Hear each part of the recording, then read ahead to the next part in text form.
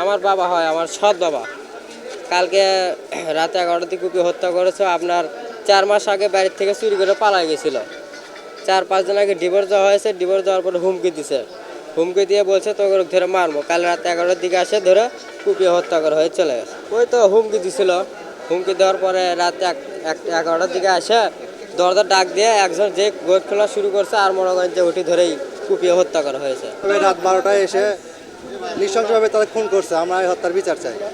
আপনার আমার ফুফাতো বোনের আগের যে হাজবেন্ড ছিল তালাক হওয়ার পরে 7-8 বছর আগে রুবেলের সাথে বিয়ে হয়েছিল। বিয়ে হওয়ার পর তাদের সাথে প্রায় 7-8 বছর সংসার হয়েছে। হওয়ার পরে সে নেশা করে, তারপরে চুরি করে। এগুলোর জন্য সে অনেকগুলো বোঝাইছে যে তুমি এগুলো করো না, ভালো হও। তো বলছে আচ্ছা আমি ঠিক আছে ভালো হয়ে যাব। তো তারপরে দেখা যায় ওরকমই থাকে, ও ভালো হয় না। তো তারপরে ওরে ডিভোর্স দিয়েছিল। পরে ডিভোর্স হওয়ার পরে ও আসে 3 মাস পর আবার আসে, হাত পা ধরছে যে আমি এবারে একবারে ভালো হয়ে যাব, আমি এরকম করবো না। তো তারপরে তাদের আবার বিয়ে হয়।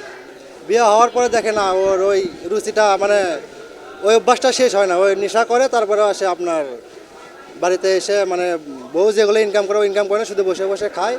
বাড়িতে বউ যেগুলো ইনকাম করে ওগুলো আবার নিয়ে যায়, জোর করে নিয়ে যায়। ওগুলো ওর দিয়ে নেশা করেও বাড়িতে অশান্তি সৃষ্টি করে। এই দুঃখে পরে ওরে একেবারে তালাক দিছে। দেওয়ার পরে আবার সে যে প্রথম যে হাজব্যান্ড ছিল তাকে বিয়ে করছে, 1 মাস হচ্ছে। 1 মাসের পর পরে আপনার ও আসে আবার হুমকি দিয়ে গেছে 3 দিন আগে সম্ভবত। আমি শুনলাম, আমার ভাগ্নেতাই বললো 3 দিন আগে আমাদের হুমকি দিয়ে গেছে।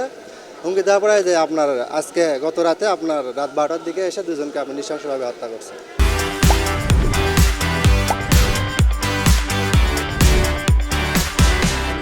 আমি যতটুকু জানি ও স্বামীকে ডিভোর্স দিচ্ছে। হ্যাঁ, ডিভোর্স দেওয়ার পরিপ্রেক্ষিতে সে ক্ষিপ্ত হয়ে ডিভোর্স দেওয়ার পরবর্তীতে হুমকি ধামকি প্রদান করছে।